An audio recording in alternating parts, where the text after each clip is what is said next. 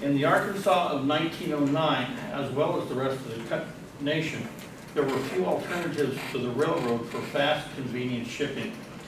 Wilbur Wright's famous October 1909 flights circling the Statue of Liberty and along the Hudson River proved the viability of flight, but airmail service was 2 years into the future and air cargo transportation was more than a decade away.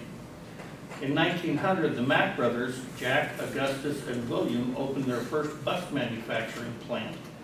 5 years later, they built their first truck. However, the first truly heavy-duty truck, the AC model used during World War I, did not roll off the assembly line until 1916. Of course, roads existed well before the automobile. By the early 1900s, Arkansas's road network consisted of a hodgepodge of poorly maintained, locally built roads and bridges, many built with private dollars as tollways across someone's property. This network, if it can be called one, virtually eliminated road travel as an option of choice for reliable commercial transportation. You can see the depth of the ruts in the road. And there are worse pictures than that, I just couldn't find them. Prior to the growth of railroads, the steam-powered riverboat had provided decades of economical service to Arkansas. In 1909, the editors of the Arkansas Gazette recalled the importance of river commerce when they wrote, "Those were the grand river days when regular lines of steamboats plied between Cincinnati, St. Louis, Memphis, Pittsburgh, and New Orleans, and points along the Arkansas, going as far upstream as Fort Smith. For years, the only way to reach Little Rock and the other river towns above and below was by the river. Then all passengers and freight traffic to and fro along the river and to the Mississippi River points was by barge or by stage." An 1870 Army Corps of Engineers report emphasized the value of packet boat service along the Arkansas River when it stated that some 25,000 tons of commercial freight moved up and down the river annually. Yet less than a year after this report, a celebration in Duval's Bluff that marked the opening of the railroad bridge connecting Little Rock to the east side of the state, and therefore the rest of the nation, heralded the decline of the riverboat as a commercial vehicle. Less than 30 years later, a similar Corps of Engineer report stated that steamboat traffic above Pine Bluff was practically non-existent. The use of steamboat traffic never completely died out anywhere, but especially in Arkansas. But its form and function changed. As the state's railroad industry matured, many railroad companies actually purchased riverboats to connect with markets along tributary streams to the more profitable main lines. During the early 1900s, the average length of a riverboat trip in Arkansas declined from 174 miles to less than 35, suggesting an increased use of riverboats as ferries or as short-run lines. Seeking a way to reduce the railroad's virtual monopoly on commercial transit, on January 15, 1909, 25 of Little Rock's most successful businessmen joined together to bring commercial river traffic back to Little Rock. The Little Rock Packet Company was established specifically to provide and supply cheap fuel and transportation charges to the people residing in Little Rock. The lower freight rates were on the minds of the company president, William Cavanaugh, when he asserted that the resumption of river traffic would result in the reduction of freight rates at competitive points, and this is one matter greatly to be desired by the people of our communities. Franklin T.B. Hollenberg, another investor in the company, reinforced Cavanaugh's argument of the value of greater competition. He asserted that the rail-only rate of shipping from New York to Little Rock was $1.70 per hundred, whereas if the goods were shipped via rail to Memphis and then by water to Little Rock, the rate would decline to $1.27 per hundred. So great was this reduction that Hollenberg calculated the water-based competition to the railroads would save shippers in the vicinity of Little Rock alone upwards of $1.5 million a year. The new company attracted regional, if not nationwide, interest. In August 1909, representatives of an association with plans to invest $10 million in a barge and packet company to ship along the Mississippi River visited Little Rock to discuss partnership opportunities. Closer to home, community leaders in Clarendon, Arkansas, located about 100 miles north of the White River from the Arkansas River, held talks with the company to provide a connecting boat from their town to the Arkansas River. In Muskogee, Oklahoma, located several hundred miles upstream from Little Rock, editors of the Times-Democrat commented, "Muskogee will give the two steamers the warmest reception they ever had if they arrive here. River traffic to Muskogee means lower freight rates all over the state, Oklahoma City notwithstanding." The editor's promise was a tall order given the reception the boats would receive in Little Rock. With all the marketing hype going on in the papers, a gentleman by the name of William E. Ingram, an experienced railroad contractor, got the business off the ground when he brought the riverboat back to Arkansas. While on a trip north, he discovered two partially completed steamboats in Menominee, Michigan. The boats were originally built to be excursion vessels, but their keel designs were deemed unsafe on the rough waters of the Great Lakes. However, Ingram believes that their designs were ideal for the shallow Arkansas River. When he returned to Little Rock, he discussed his discovery with the company's investors. They sent him back to Michigan with a respected riverboat captain to inspect the boats and, should the captain find them acceptable, purchase them. On this trip, Ingram successfully negotiated a purchase price of $11,500 each for the Grand and the Rapids, to be paid upon delivery to St. Louis, Missouri. The sister ships were of similar size and design. The Grand measured 136 feet by 32 feet, and the Rapids was about 2.5 feet shorter and about 4 feet narrower. The 18 inches of water both boats drafted were ideal for the wide, shallow Arkansas River. As I mentioned at the outset, the boat trip to Little Rock was amazing. Experienced boatmen of the day thought if it could be done at all, it would take at least a year. Yet in only about a month, the two boats traveled over 450 miles across Wisconsin to the Mississippi River. The Burlington, Iowa Evening Gazette declared their journey was the first successful venture like it for a full-size riverboat. The two sailed the length of Lake Michigan's Green Bay, then some 40 miles down the lower Fox River, past some hydroelectric plants that had been operating for upwards of 30 years at the time, across Lake Winnebago to the upper Fox, then west to the Portage Canal. After passing through the canal, the little flotilla followed the Wisconsin south and west to the Mississippi River. During their 160-plus miles along the Fox, the boats maneuvered through some 27 locks, some only a foot longer and an inch or so wider than the Grand.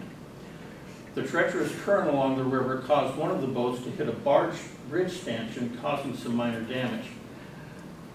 Like Arkansas, rail traffic in Wisconsin had replaced the riverboats in the mid-1870s. An entire generation had probably never seen a riverboat working its way downstream. Consequently, one newspaper reported that the river was lined with gawkers almost the entire way.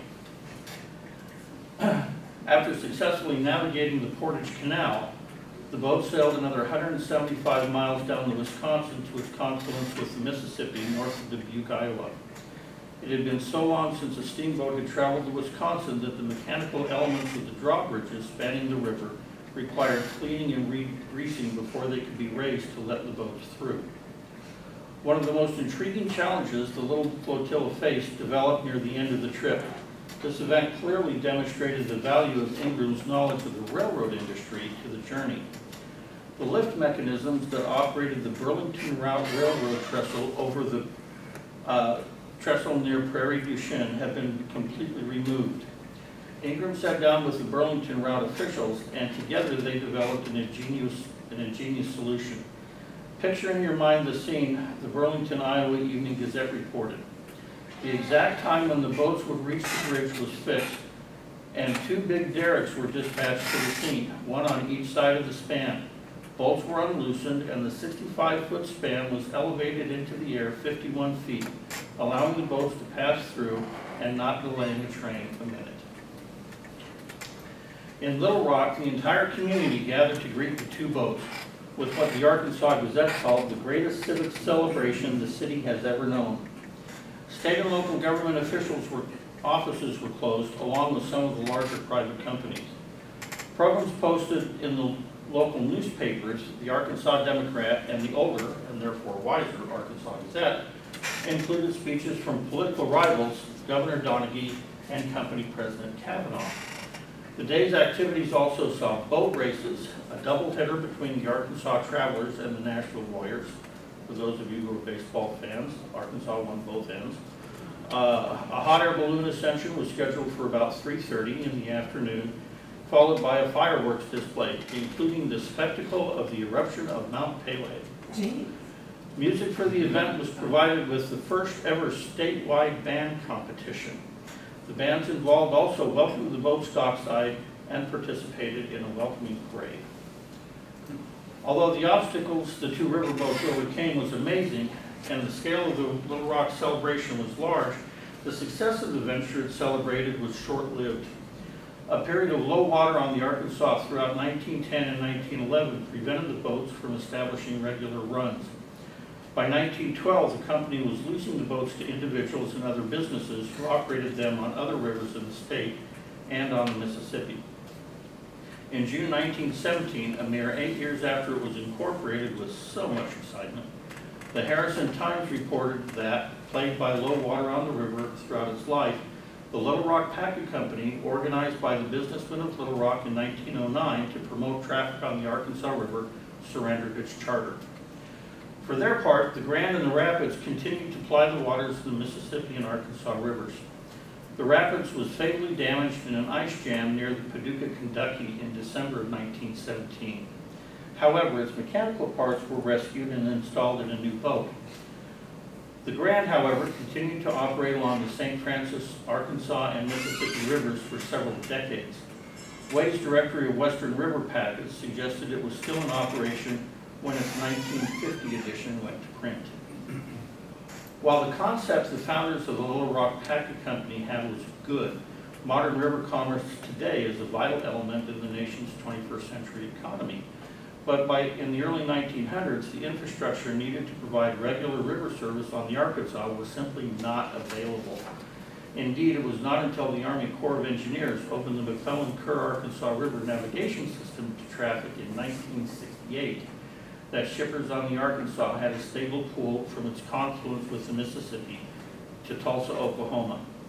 In 2006, the most recent numbers I could find, the Slackwater Port in Little Rock handled about 550,000 tons of goods each year.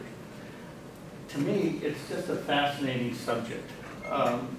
The travel, the trip along the Wisconsin River just kind of blows my mind. And maybe it's just the way they wrote it, but it's a fascinating piece of history and one that I think needs to be recognized more.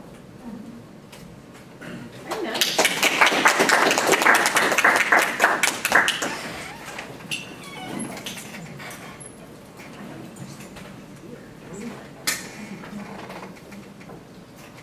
Rather than block that, I'm just going to say.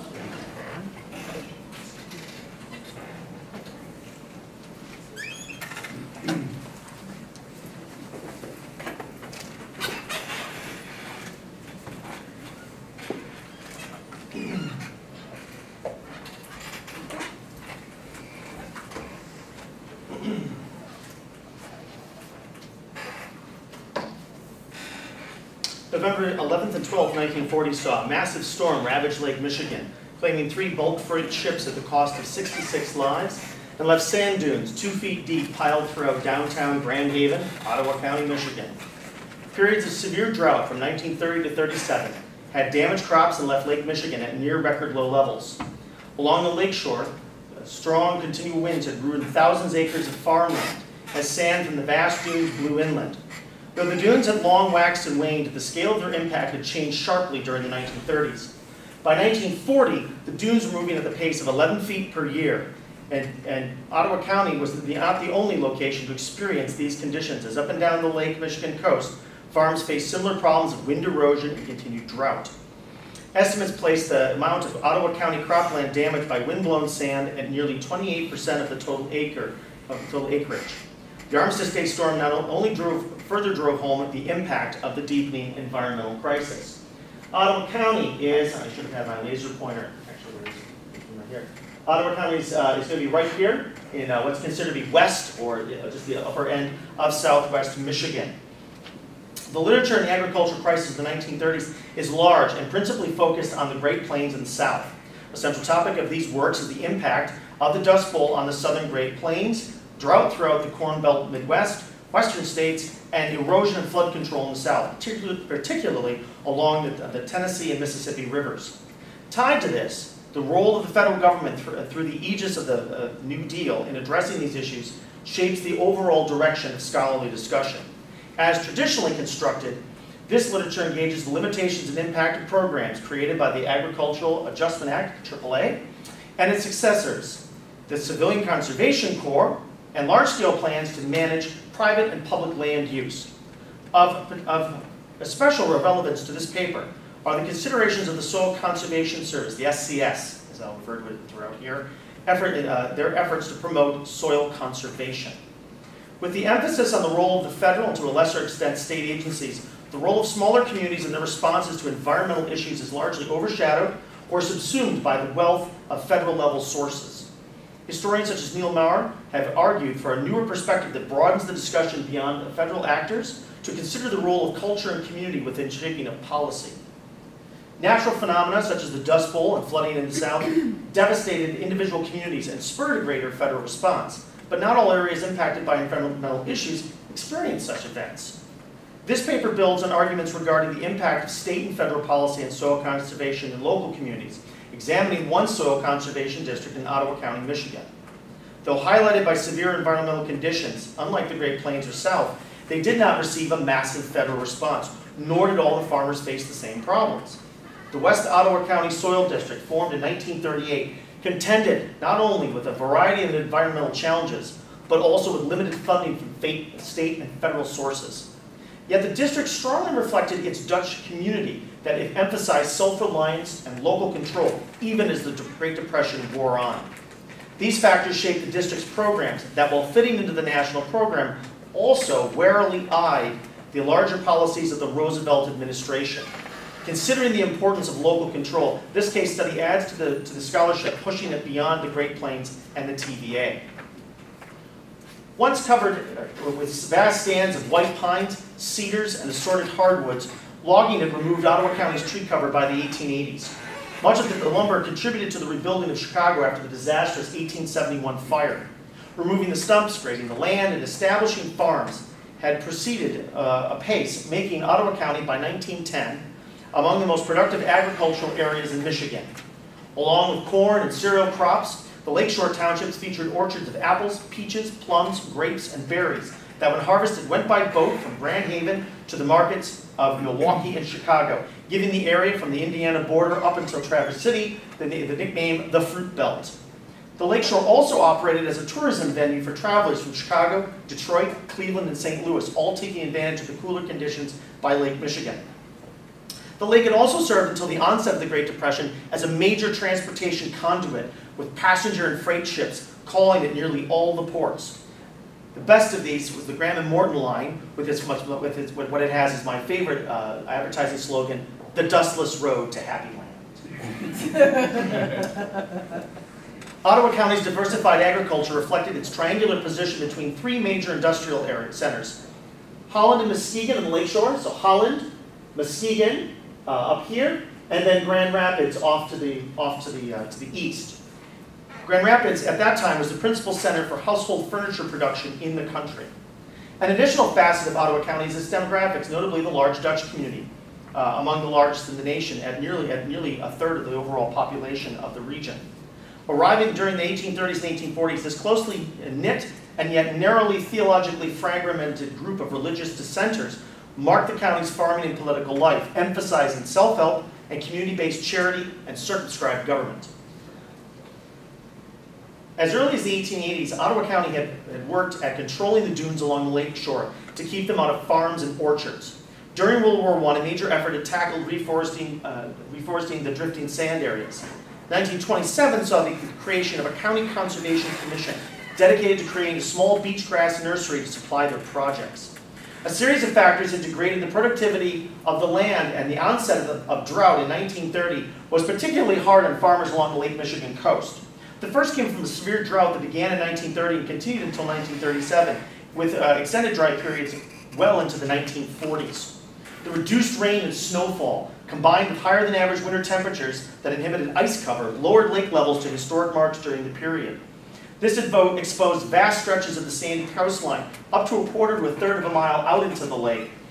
It exposed them to increased wind action from the coastal winds and the warmer lake waters. Near Grand Haven, the county seat, Grand Haven is going to be, if we go back here, Grand Haven is going to be basically right here. This is the city of Grand Haven. The Grand River runs along here. The coastal townships are Spring Lake, Grand Haven, Port Sheldon, Park, Holland, Olive, Robinson, and Crockery. The sediment from the mouth of the Grand River near Grand Haven, Michigan's longest river, helped to build a large series of dunes fronting the lakeshore. Vegetation growing on the sand helped hold them in place, but once that material succumbed to years of drought, the dunes began to move. This is an image. This is the Lake Michigan. This is Lake Michigan. This is going to be Little Black Lake. This is about a mile and a half, about a mile inland. This is all dunes. You can see this is all farmland. The dunes and orchards have now been swallowed. The dunes are up to 12 to 15 feet in height. They grew within 6 months because the winds don't stop. The lakes also didn't freeze, so the dunes began to move inland. Average wind speed at that time, according to the National Weather Bureau at that point, was an average weekly wind range of 35 to 40 miles an hour. At a distance of nearly 1.5 to 2 miles, dunes began to build wherever they encountered windbreaks. Combined with this blown sand, the higher than average winds eroded hilltops and farm fields and contributed to the blowing sand. Ottawa County's legacy as a former pine forest meant that the topsoil in areas did not extend beyond 1 to 2 feet. Combined with straight row farming and repetitive crop practices, these fields quickly entered into crisis. Many of the severely eroded and abandoned farms were operated by tenants with absentee landlords engaged in fruit, flower, and vegetable crops, resulting in 2,000 acres being surrendered for taxes or abandoned, adding to the nearly 60,000 acres of blowing sand. The often precarious financial status of tenants after years of drought made improving the land, particularly that acreage in fruit and vegetable production, difficult to achieve. This image is of what of a drained swamp called what we call here in Ottawa County muck farms. This is a dune that backed up against the orchard and is now spilling into the very rich soil. So pretty soon you won't be growing onions there anymore. That's an onion crop, by the way. Though Ottawa County's Conservation Committee had attempted to address the regular issue of blowing sand, the sheer size of damage being done in all of the lakeshore townships, demanded a broader set of policies to combat the impact. The New Deal brought a new option in response to the crisis in the Great Plains. Soil surveyor Hugh Bennett had helped establish the Soil Conservation Service, the SCS, within the Department of Agriculture and emphasized efforts to maintain land in production. This continued use clashed with others within the Roosevelt administration who believed that only by returning land to an untilled state could the environmental damage be mitigated. Further, much to his critics' fury, Bennett argued that conservation efforts would work only if communities and farmers took the lead in any effort. Throughout the South, Midwest, and Western states, the SCS engaged in projects within the Dust Bowl, established demonstration units, including one in Berrien County, Michigan, 60 miles to the south on the lakeshore, creating policies and procedures for cooperator farms, and legislative language for states to pass their own laws enabling district formation. This is a critical point that within Bennett, he demanded the operation of local control, not merely the upper tiers of federal government action. Responding to requests from farmers, state legislators from West Michigan in the Michigan House and Senate passed Public Act 297 in October 1937 to create soil conservation districts. This is a great image of water erosion without an ungrassed area. Ottawa County agricultural agent Leo Arnold, the liaison to Michigan Agricultural College, took the lead with the County Board of Supervisors and the outgoing Conservation Committee to meet with federal officials regarding the soil district. An additional component was visiting the experimental station and considering the technical support available. Throughout 1937 and 38, the task force held community meetings to determine the specific needs and interests in a district with farmers in the 7 townships most impacted, those being those along the lakeshore. The ability, farmers, though deeply concerned with declining productivity of their land, proved deeply concerned regarding the role of the federal government. Concerns were, involved whether the federal government could mandate all farms to submit to its authority, the ability to shape land use, control private property, and the types of crop being grown, all factored into their discussion. The task force made the case that while participation was strictly voluntary, forming a district required a large enough number of participants to make the effort worthwhile, noting that, quote, if you participate and your neighbor does not, then his blow sand undoes your work, end quote. After these meetings, a final public hearing was held at Grand Haven, the county seat, on March 1st, 1938 to discuss a formal referendum. The vote to create the West Ottawa Soil Conservation District took place on April 20th, 1938, with a result of 808 eligible farmers in favor and 11 against. The district received formal recognition from the SCS on May 9th, 1939, and from the state 2 weeks later. This made the West Ottawa County Soil and Water Conservation District the first district north of the Ohio River and east of the Mississippi. State and federal support, however, brought little funding except for SCS staff. The district relied on donated time and labor by participating farmers. In addition to the newly established local branch of the Civilian Conservation Corps. Initial projects involved focused on stabilizing the blowing dunes and severely eroded farmland. A particular challenge was using the appropriate type of beach grass and vegetation on the dunes. While several were effective and have been used, the ability to supply enough proved daunting. The selection of red and Scotch pines as seedling trees reflected the state of forestry research at the time and the demand for immediate action. When I do this presentation, usually most folks go, why red pines? They're filled with bugs. They grew really fast and they were durable. The beach grass amounts was measured in the tons of beach grass. So you required about 50 acres to do about 4 acres of dune because it would die pretty quickly.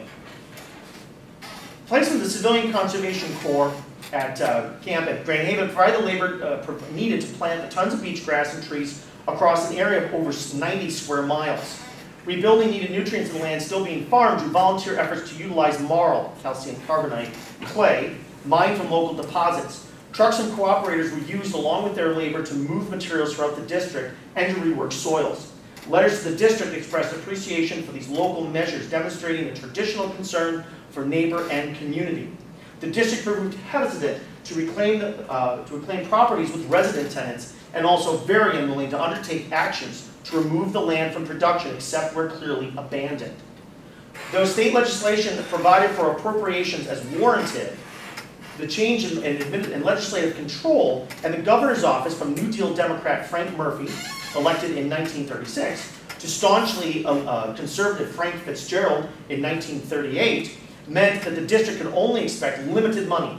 This meshed well with the West Ottawa District's concerns regarding local control and impositions from external agencies. They further realized that the sheer amount of seedling trees and other vegetation needed outstripped any ability to purchase those items and required the establishment of a nursery, shown here. This combination would in time prove successful, but as Frank Trull, first head of the district, noted, quote, "You and I will never see the real result of this program of reforestation. It's the generations of the future that will benefit," end quote. From 1938 to 1940, the district worked on these vital yet unglamorous projects. They also were excellent documentarians. These are all colored images. There are dozens of them. Outreach and education also formed a key component of the West Ottawa District's work. Grand Haven's Dewey Hill, the great dune across the Grand River from downtown, had experienced an accelerated movement from the November 1940 storm. Maintaining sufficient depth for shipping traffic required expensive dredging, but it only temporarily slowed the problem of the dune filling the river. This is the top. This is the top of the dune that had been torn off by the storm, and it put right around 250,000 tons of sand across that very big area. Since not every part of Ottawa County and surrounding areas fully understood what the district's work entailed, it presented a prime opportunity to reach the public. Utilizing the community as a workforce, they planned for a day that would achieve the largest single planning effort in Ottawa County, a practical and also attention-securing event. Drawing on the communal tradition of gathering to quilt or barn raising, the concept of the bee combined the Soil District, the Chamber of Commerce, Central Labor Committee, and the CCCs in organizing community participation. Handbills, newspaper articles in the Grand Haven Tribune, radio broadcasts, and the network of community service organizations and religious groups spread the word.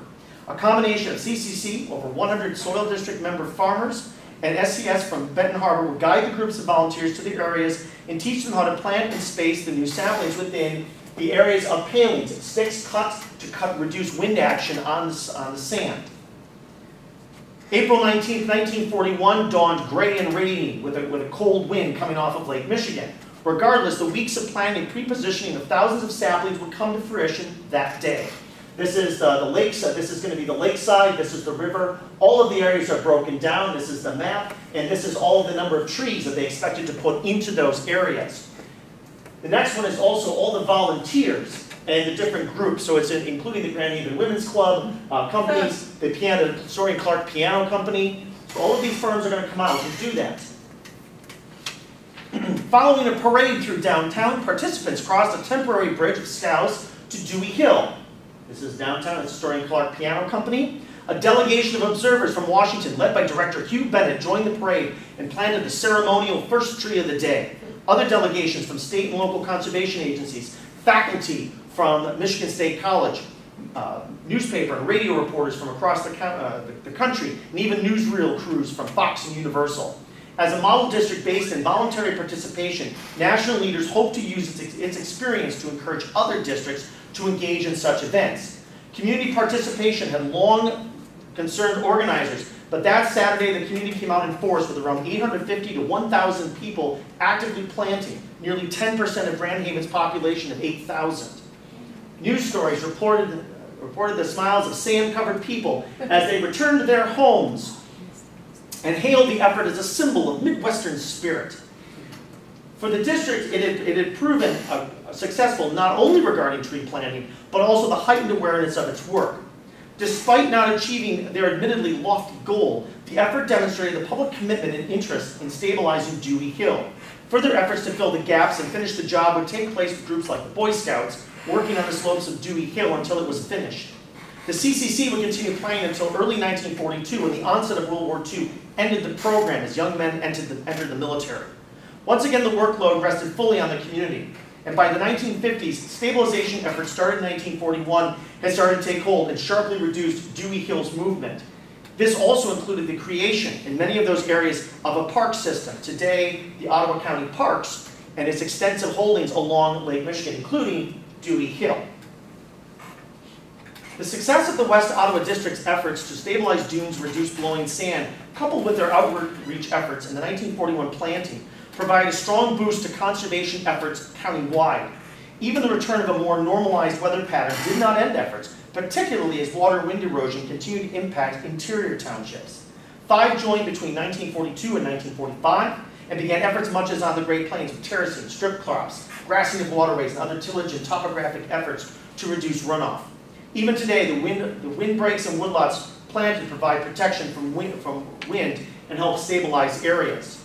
The final 5 townships, and those would be along the eastern boundary, would not join the district until August of 1950, reflecting the incremental nature of SCS efforts both in Michigan and across the Midwest. During meetings, farmers spoke of answering to government the concerns of violating cultural norms, particularly regarding family labor, crop types, and the removal of land from production under district order. This last point continued to trouble the district, particularly as tenant farms and properties surveyed as being marginal had increasingly been taken out of production under the direction of the district in the years since 1941. Ottawa County's geographic forms had contributed to these actions. A largely rectangular area, urban areas sat at the edges to the north, south, east, and west. The interior held farms dedicated to a still diverse but larger scale production, while on the lakeshore, these were combined with many small holdings, still dedicated to fruit and vegetable production. The majority of land reclamations had come along the lakeshore, where change in soil conditions made the production of fruit, such as apples and peaches, extremely difficult. Purchased by the county, these lands were reforested and had become parks or sold as vacation homes. Despite the lack of state and local funding for most projects, cooperatives found the limited funding available appealing even after 1942. The bulk of the district's work in the 1950s was funded by the sales of Christmas trees, both in seedling form from the nursery to cooperatives or from county land managed by the district. By the mid-1950s, the district began to take on larger projects and began to change within Ottawa County. The renamed Ottawa Soil and Water Conservation District drew in the increased state and federal funding to engage in a whole series of projects, but again, not looking towards the external funding. Neil Mars argued that on the Great Plains, farmers turned their eyes from the traditional venues of assistance, the community and the town squares, and looked to Washington, D.C. for assistance. While the state and federal government had their roles within Ottawa County, Michigan, the community did not shift its allegiance to the federal government wholesale. Indeed, the limitations imposed by external agents, such as the state government, meant that the farmers cooperated over time with the West Ottawa District precisely for its limited role in federal government. Thank you.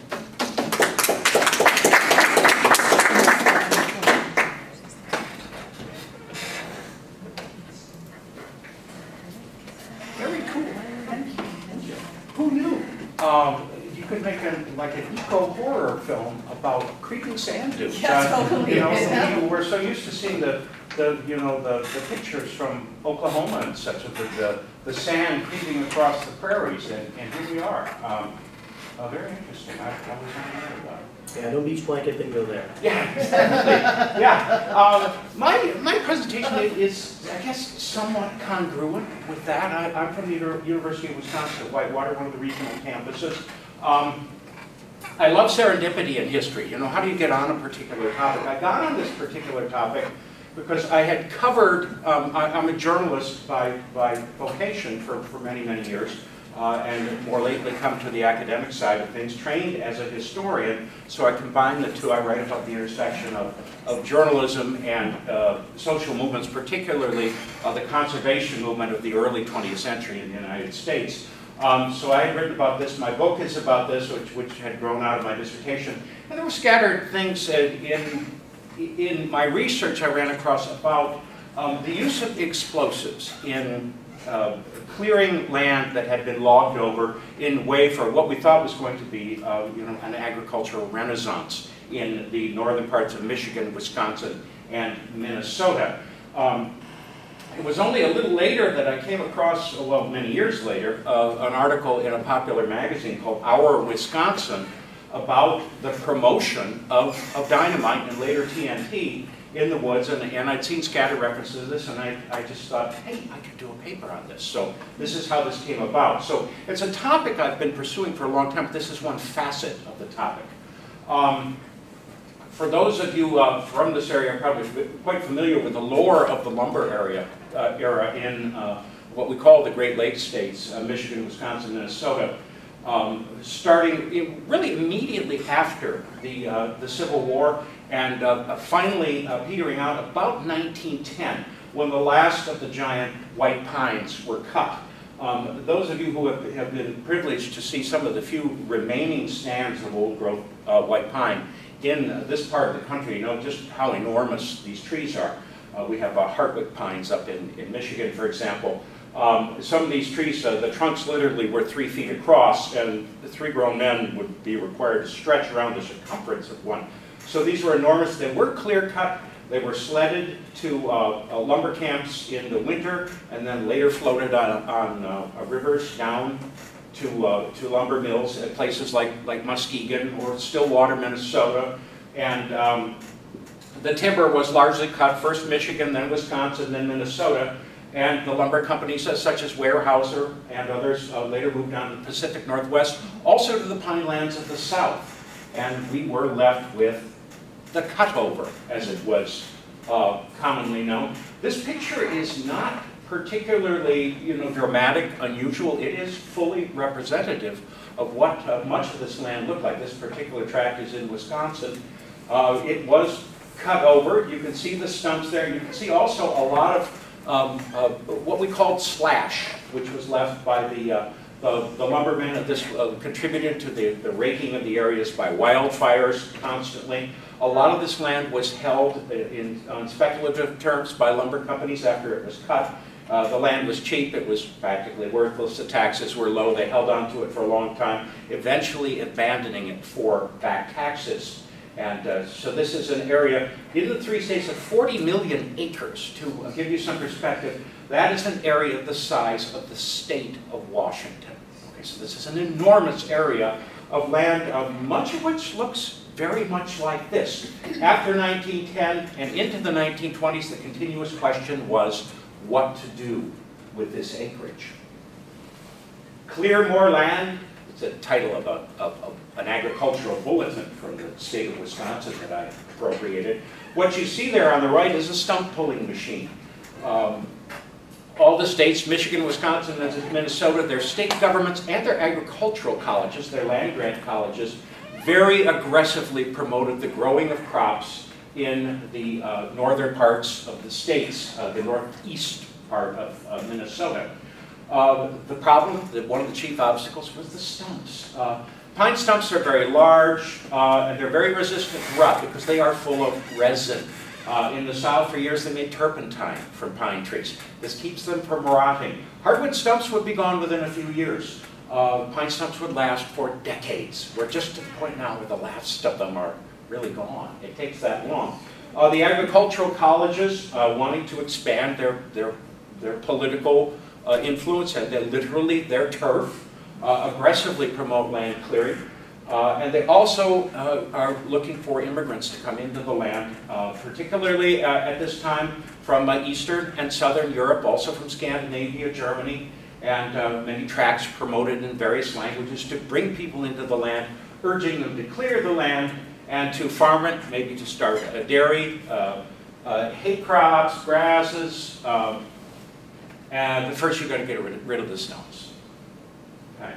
One way to do it is by blowing them up. Dynamite, later TNT, trinitrotoluol, which was a product of World War I. This was one way to get rid of stumps. I focus here on the University of Wisconsin and the state of Wisconsin. Wisconsin was #1 in this sort of promotion. They also have very extensive archival materials in Madison, which is not far from where I live, coincidentally, which I also used in putting together this report. There was a lot of explosive left over from World War I, particularly TNT. The government actually was going to dump it in the Atlantic Ocean, but the UW colleges intervened and stopped this dumping. They called it the Atlantic Ocean Tea Party, the TNT Party, some they called it. They intervened to stop this and said, we want this explosives. They started experimenting with it. The UW alone would eventually distribute 19 million pounds of war surplus explosives to farmers at cost. We're talking here like about 8 cents a pound, very cheaply. They actually established their own plant in northern Wisconsin where they would take this raw explosive, the powder, roll it up in cartridges of newspaper, dip it in paraffin, and then go using the railroad and would sell it to farmers. The idea touted here was what was often called instant equity. The idea that if you'd spend $20 or so per acre clearing your land, that all of a sudden you'd have land worth maybe $30, $40, $50 an acre. So hence, instant equity in land that had cost you very little. You see the man in the illustration here, what he's doing is this typical method for stump removal. You dig very deep down, put a stick of dynamite, right below the stump, blow it up, and you would hope blow the entire thing right in the air, or at least crack it to pieces so it could be physically removed. Harry Russell's one of my favorite people. I would love to have met the man, really. I still look up at Agriculture Hall at the University of Wisconsin in Madison and sort of picture him standing up there vigorously. A man with a great intellect, but at the same time a common touch. He was a yeoman at heart and wanted to help settle farmers in northern Wisconsin. He talked about the potential of 100,000 new farms at 80 acres apiece. So 8 million acres he wanted to fill up with farms. Modern methods, as they were often called, take on debt, use machinery, fertilizer, produce crops for market rather than just for subsistence, and clearing land. Clearing land is, this is seen, as I mentioned in an earlier session, that this was not so much an economic problem as a problem of engineering, as it was conceived at the time. The physical clearing of land. The agents would say, if we could only clear the land, well, we would have farms. It naturally follows. The farms will just flow in.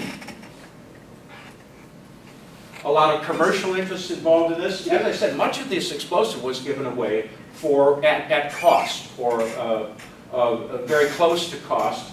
But there were also a good deal of explosives sold. It's a hard thing to, it's really not that, it doesn't go back that far. But as recently as 1970, it was possible to go into a hardware store in the United States and simply purchase a case of dynamite. It's an amazing thing to me. I thought, well, God, I was a kid that. Yeah, I don't remember that myself. But DuPont is our big producer. There are quite a few others. DuPont had actually agricultural blasters, they called them, were sort of freelancers who would go around to the farmers, give them advice, show them how to use dynamite. Local bankers, local businesses, and the press. As a historian of the press, I paid a lot of attention to this. The role of the agricultural press, also the local press, and press agents, particularly with the land-grant universities, in promoting the use of explosives. And a very, very vigorous campaign for land clearing, which, when you look at it, makes sense. In northern communities that had been totally just shorn of their timber, constantly ravaged by wildfire, agriculture, crop agriculture was you would think, the going thing, the way to go for this. So the campaign was interesting to watch. It's a fun topic to cover because the angles at which promoters came at this. You had commercial angles. You had agricultural extension agents from the universities. You had the local governments very heavily involved. Local bankers, local lumber companies who were very eager to get rid of this acreage. The campaign fizzles out, so to speak, about 1928. The fellow you see on the right here, on the running board of the truck, this is a guy named Walter Rowlands, who posed as a character named Pyrrhotol Pete in the late 1920s to promote safety in explosives. Pyrrhotol was a form of explosive which was made by the federal government, and this was the last of the federal war surplus explosives to be distributed.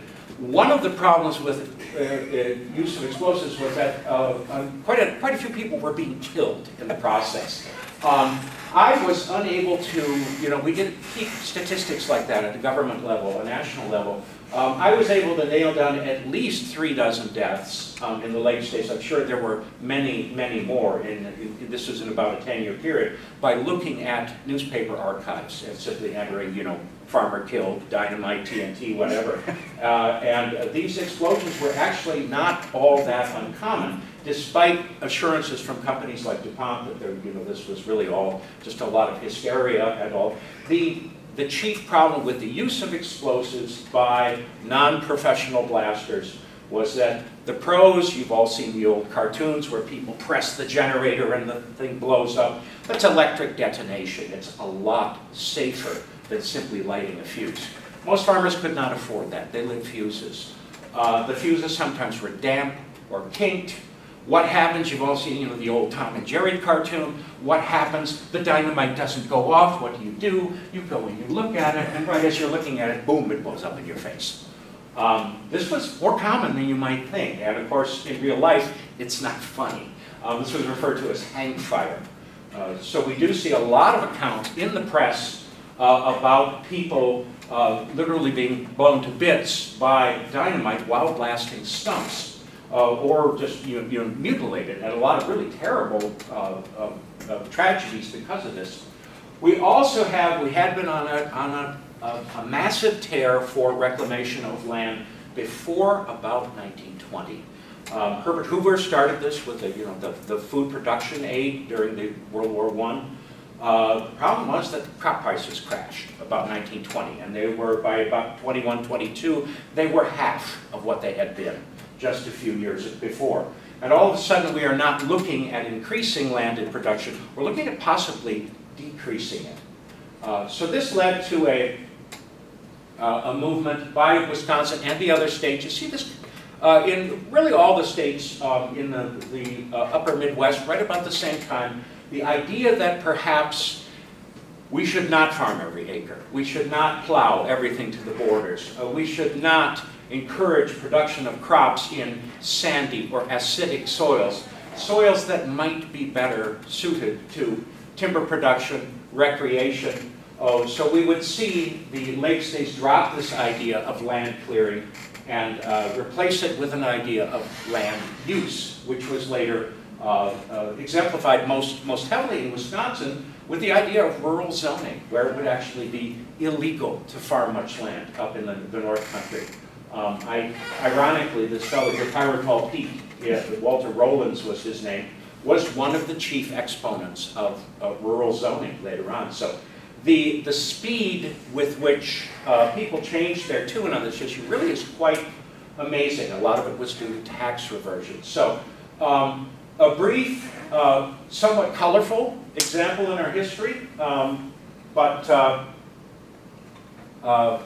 after a while, the fuse burns out, and the explosives, the boom is over. So, thank you.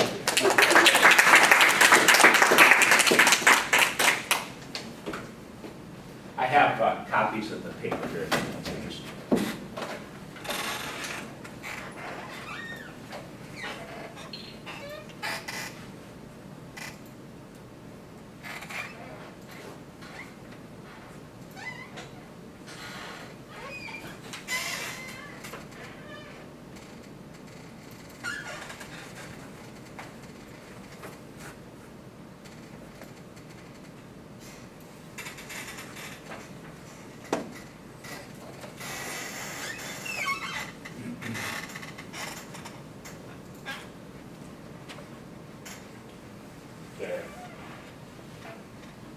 Started. So I'm Kevin Covey. I'm an interloper here as a creative writer, but really excited to see all the work that you guys are doing as historians, because hopefully novelists, poets, and short story writers and essayists will find it and use it. And so I'm actually here today because I never found a historical article about the Dean Wilderness. And so I've done all the archival research, and I'm like, well, I'll just send it here. And so I'm really glad to be here. And so in some ways, this story starts with Richard Nixon, which is kind of strange. But he was a major proponent of wilderness, and in doing that, when he took office in 1969, he accelerated the identification of wilderness areas under the 1964 Wilderness Act. He also, in 1972, wanted to see an Eastern Wilderness Act that wasn't quite as constricted as the designation, the 64 Wilderness Act.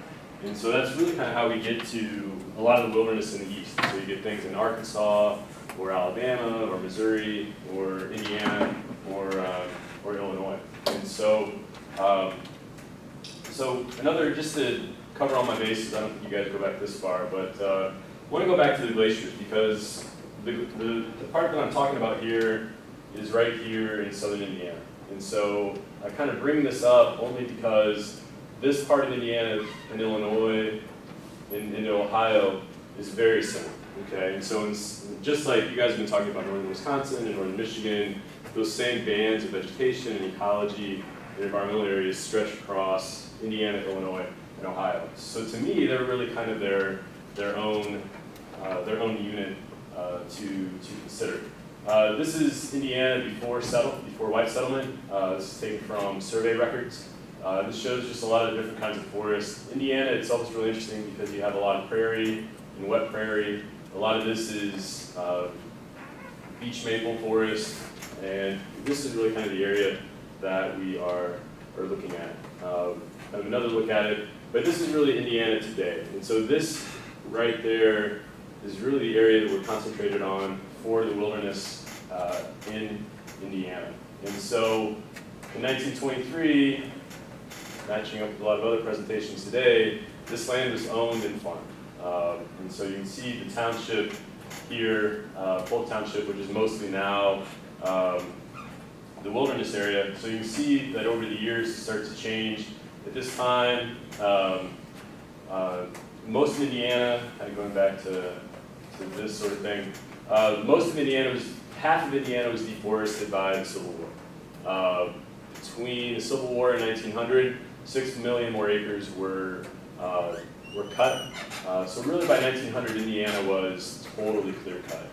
In that time frame, it had led the entire nation in timber production, which is surprising to me. But most of that work prior to 1860 was clearing for farms, fuel wood, those sorts of things. And then really kind of after the Civil War, a little bit more mechanization, as well as steam power and trains, they started getting the harder to reach areas, the hillsides and those sorts of things. And so really kind of get to this area in southern Indiana, very hilly, very rugged, totally denuded. So a lot of those erosion shots that you guys showed earlier, same thing was happening in southern Indiana, southern Ohio, as well as southern Illinois. And so all this land was bought up. And so actually this is a shot into the wilderness today. And so here are the pine stands that the CCC planted in the 30s. So this is an old ridgetop farm. This may be a road or a trail. It's been there for a century. And then when you're in these reclaimed areas, you see the ecologists call these a lollipop tree because it goes up and goes way out, which means that it was basically open ground when it was planted. And then behind these, you kind of see this more closely packed trees that go straight up from natural succession. And so by 1957, most of that same township had been bought up by the United States government. In 1935, the Indiana governor, Paul McNutt, wrote to Congress asking Congress to set aside funds to create a national forest in Indiana. Because by 1935, almost all of these areas had gone off the tax rolls, they'd been vacated, and so this is what produced the national forest in Indiana. So with this wilderness story in Indiana, you have that government intervention for the national forest. You also have the state park system, but then you also have, you start to see that here, is Lake Monroe. And so kind of by 1967, the Army Corps of Engineers had procured a lot of land and used eminent domain to create that lake. And so now we have people who are wary of eminent domain. So now you kind of see the whole area. So here's Bloomington, Indiana, home of IU. As far as the overall context here, this lake was created to produce water for Bloomington, to control floods. So you have the Army Corps using eminent domain. A lot of people are wary of that, a lot of the residents. This is Brown County State Park right here. And so most people in Brown County felt that they'd already given enough land to the federal government, to the state government. And so then you also have, you have these county concerns as well between the different county lines. And so kind of getting to William Cronin's idea and a lot of other ideas, the trouble with wilderness. This is a troubled wilderness, okay? This is a wilderness area. These are daffodils, which show that there used to be a house here, humans lived here. You can see some bricks right here. In the background is a reservoir. So it's all man-made structures. And so that was really one of the problems that the Forest Service and the USDA, Department of Interior, really encountered. Like, how do we designate these wild areas where they've been so impacted? And that's the story of Isle Royal, a lot of places in Michigan, Smoky Mountain National Park. And that's one reason I'm here, is just like, that's a big place of research, just going, exploring these areas that have been rewilded. And, so there's also a lot of cemeteries in this. There's 2 that are still accessible by road, and there's 4 that are like this one, where you kind of just hike back and nobody knows where they are unless you find out from the Forest Service in their secret maps. And so there's really kind of 2 areas that are at play. One was proposed by the Forest Service in 1973. It's called the Nebo Ridge area. It's kind of right here, kind of east of Lake Monroe. And this is the most ecologically important area, more beautiful, more rugged. That area is what the environmentalists always wanted to be wilderness. There's also a lot of private land in that area. That's where the county lines become important, because Brown County right here and Jackson County right here did not want to lose any more roads. They didn't want to lose the taxes that come with those roads.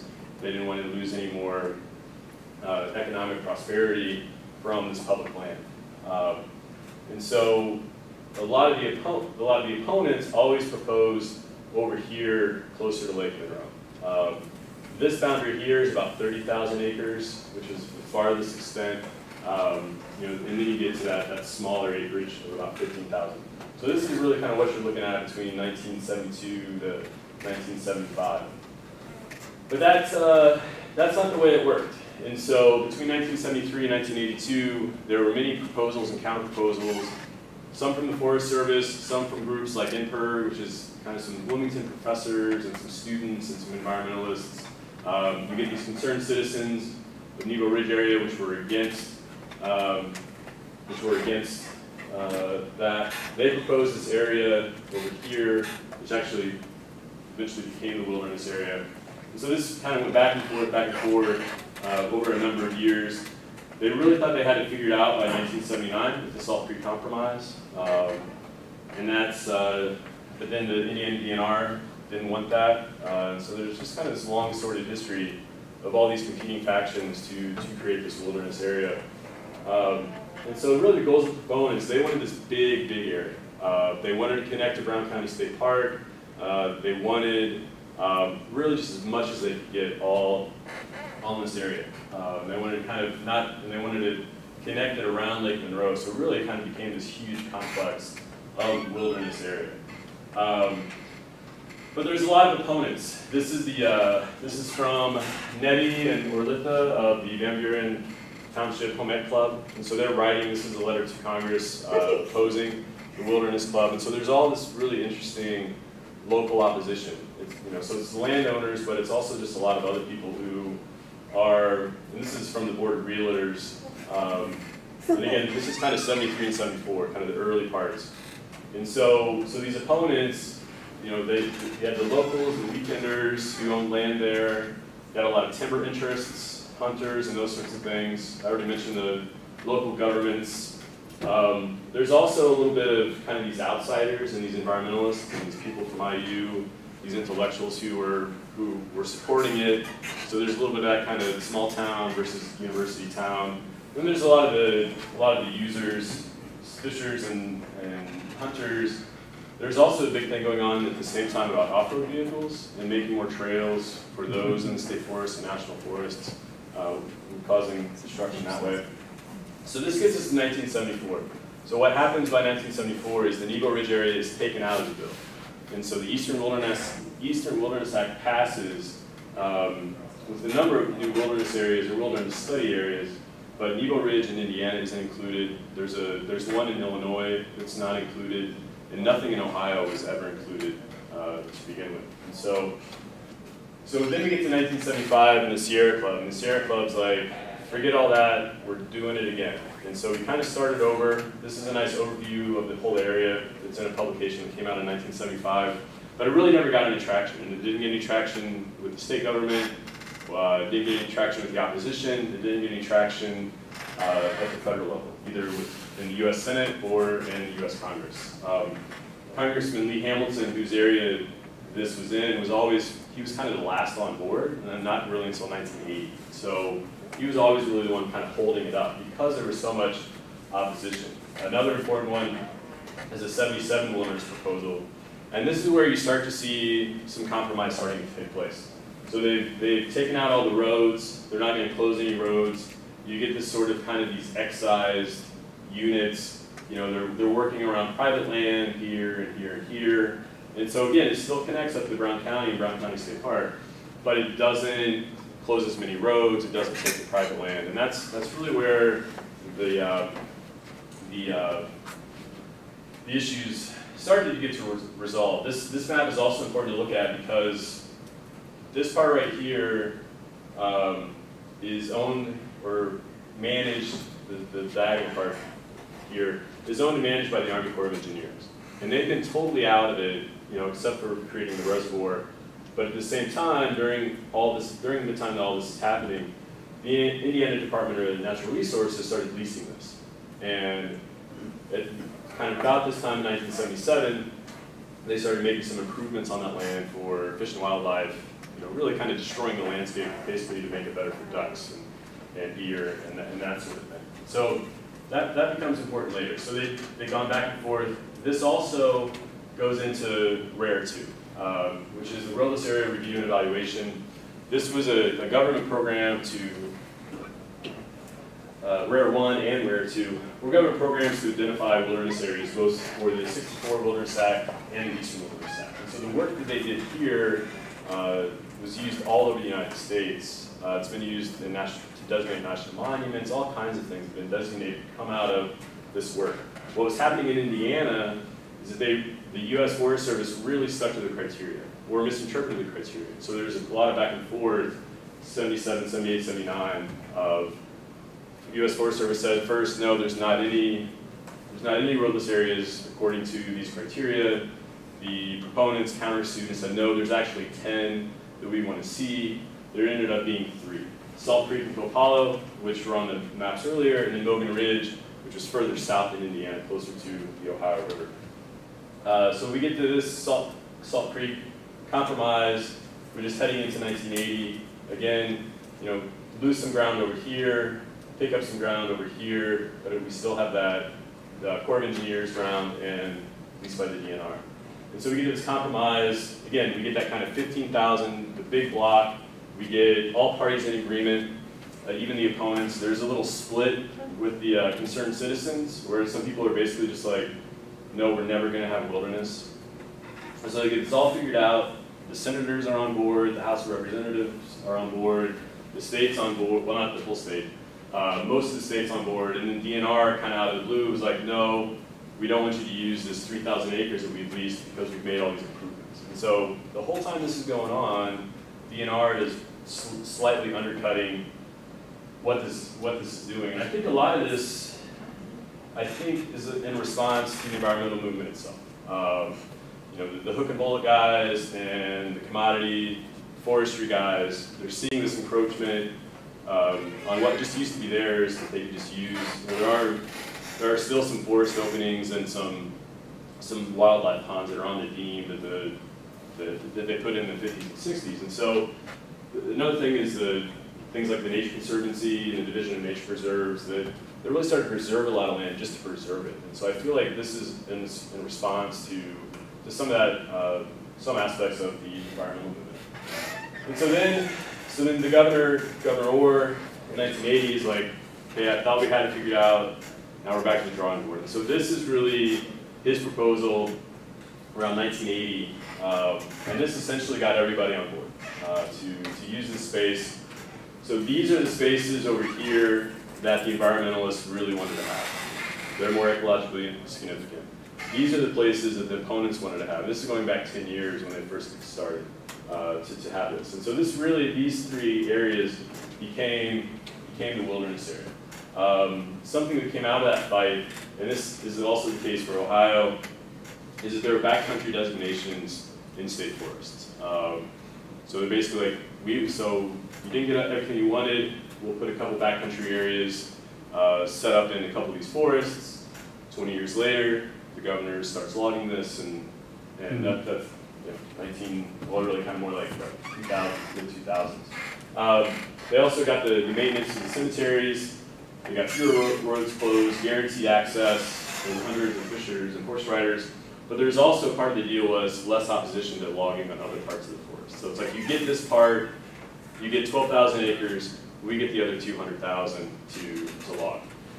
And so what this did then on the deem is there's about 125 miles of roads and trails and man-made trails on the deem in 1982, 83. They brought that down to 40 miles. There's no wheels allowed in wilderness, and so all the trail maintenance is done with mules. That's nationwide.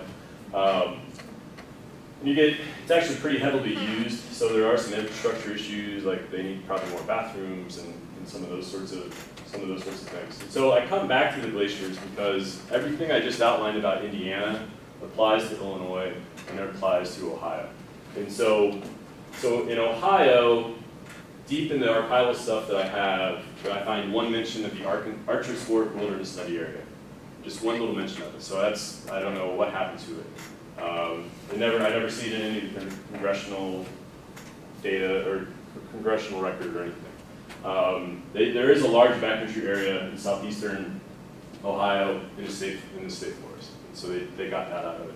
There is an island in Lake Erie, 79 acres, that is considered wilderness. But it seems like it's like, we'll give you the 79 and nothing else. So I think there's a little bit of that at play.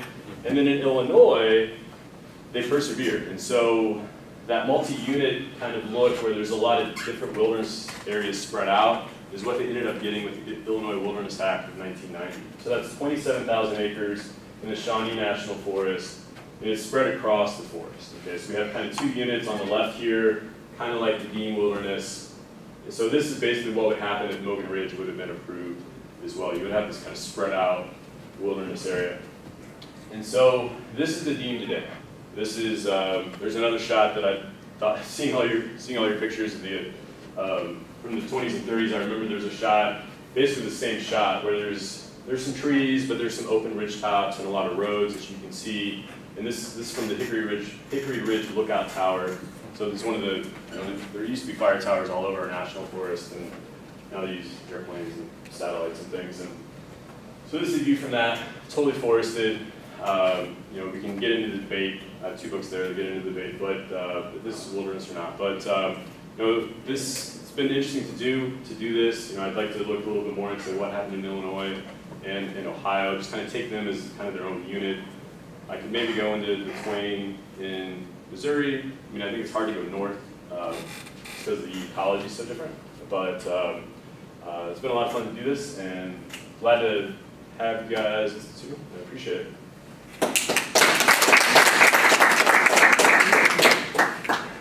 Okay, thank you. Are there questions for any of our presenters?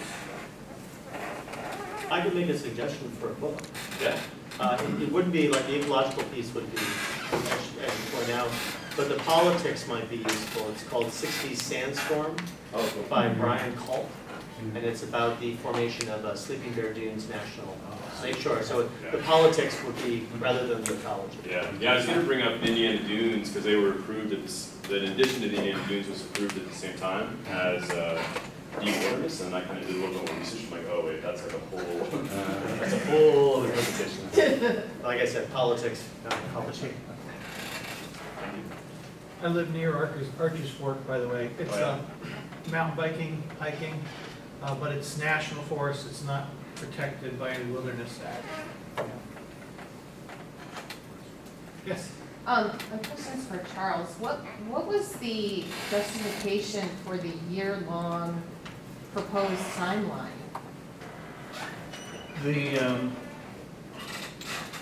There were several old steamboat captains who had lived in the area and had floated along the Fox and down to Wisconsin. And the Fox River, from what I understand, I'm not a Wisconsin historian, but from what I understand, people tried to develop it and they never could quite get it to work economically. There were some issues with the river being shallow and other issues, and they just said that it's been so long since anything's floated on it. There are so many railroad bridges. There's so many other issues that today it could never work. The federal government had actually closed the Portage Canal in 1900. They had to reopen it for these two boats to come through. Oh, wow. Yeah. I really enjoyed the entire panel, by the way. I'm glad I chose this. So, very well done, everybody. I have a comment for perhaps Matt, since he lives or knows a lot about Ottawa County. Recently in the press, there was an article indicating that there's a lot of interest in dredging the River Grand, about 50 feet wide, from Grand Rapids all the way to the dune area that you spoke about. So what is your take on that? To allow larger, the function is, or the purpose is to allow larger, obviously, speedboats from Grand Rapids all the way to. Yeah, Point that's, at all? the one challenge that they face too is that the Grand River has a nasty habit of filling in very quickly. The shoreline tends to slump in. It's a slow river. It's very mucky. One of the top problems that they have is where they're going to put the sediment. because the river has been used for decades. Basically, for anybody who's not from here, our sewage plant is, if you look out, if you went up and looked to the south, you could see our sewage plant. It's there for a reason, because that's where it used to put the sewage in the river, and it would flow downstream, and that was their problem. And the challenge is that it also was used as for the city. Where you sit today, it's all beautiful waterfront. By the way, walk along the river, it's terrific. 20 years of effort to do that. Up until that point, it was essentially a brownfield, because all of the industrial effluvia from the furniture industry, imagine millions of gallons of varnish and heavy metals and so forth, tannery stuff, all flowed down. That's all in the river sediment. The other challenge, the more environmentally concerned, is that the river is, because it's slow, it's terrific for crew, for rowing, for kayak, for a lot of that stuff. The other concern is with the Muskegon River and the big opponents. The Muskegon River with the jet boats and the powerful boats, it sucks it creates a huge wash, and it causes the river to slump in. Ottawa County's farms talk about this, and I know them really well. The Ottawa farmers, county farmers whose lands butt up against the river, go no, and so it's an idea. I don't know how far they're going. It's just like re-wildernessing the river. They're like, we're going to put the rapids back in the Grand River. My response is always, you're putting rapids in, but the rapids ended up somewhere else. Certainly. You have a question? Kevin, obviously you had mentioned that you're not a historian by training, so I was kind of curious as to what you were working on to inspire the project you presented today. I had a summer job in the National Forest looking for invasive species in college. I'm a reformed biology major as well, so then I kind of turned to English and writing in undergrad, and then in grad school. A lot of creative writing is very kind of focused on the self and family history, and I didn't really want to go that direction. And I started to get interested in environmental writing, and I'm like, oh, I had this whole summer job walking around the woods. And so I just kind of started writing about the National Forest and doing this research, and I kind of, there's so much great, both in creative writing and history and philosophy, just about wilderness and what that means. And so I kind of just started going in that direction, and just did a lot of site visits and some archival work, and I had this whole poetry book done, and I talked to somebody, and they told me all about this, and I'm like, oh no, how did I miss this? And so then I kind of had to go back and do this deep dive into this political fight. And about the same time I started that, about 2010 or so, one of the main players in this, Claude Ferguson, who I didn't actually mention too much, he was a Forest Service employee who turned into this kind of insider fighter for wilderness, and he was fighting for wilderness and against off-road trail use. He ended up getting fired, then he ended up kind of becoming one of the leading, most outspoken people. Well, he already was, and he got fired, and then he got even more outspoken after that. And so he basically kept everything and donated it to the Lilly Library at IU. So I just spent, there's about 3 boxes of stuff, and that's where all those pictures came from. And there's letters from senators like Richard Lugar, from the representatives. There's all kinds of proposals and counter proposals. So there's really I'm really interested in ethnographic writing and ethnopoetry. There's this really great book by Muriel Rukeyser that came out in the 30s, which was about a mine, silicosis in these miners in West Virginia. And she just took all these like transcripts from courts and just kind of turned it into poems. And that's kind of just what I wanted to do. And so there is this kind of long history in creative writing, like doing the deep research that you guys do, but we just don't really cite anything. We just steal it and use it as setting or those kinds of. We put a note at the end. But no, I mean, I'm going to post on social media later. Like, writers need to see what you guys are doing. Midwest writers, especially, just to see what you guys are doing here. There's a lot, and also the ag history tomorrow. I think there's a lot of important work that you guys are doing that's going to be fruitful for creative folks.